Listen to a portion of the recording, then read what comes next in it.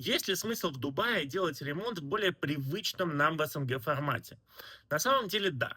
Все квартиры здесь сдаются с полной чистовой отделкой, то есть стены будут покрашены, заезжай живи.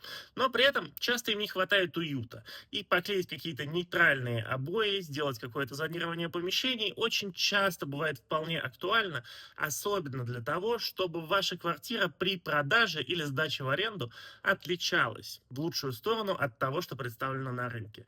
Понятно, что лучше избегать ярких цветов, нестандартных решений и так далее, и сделать ее наиболее универсальной. Но, тем не менее, сделать ее более уютной, особенно в премиум-сегменте, это всегда очень актуально.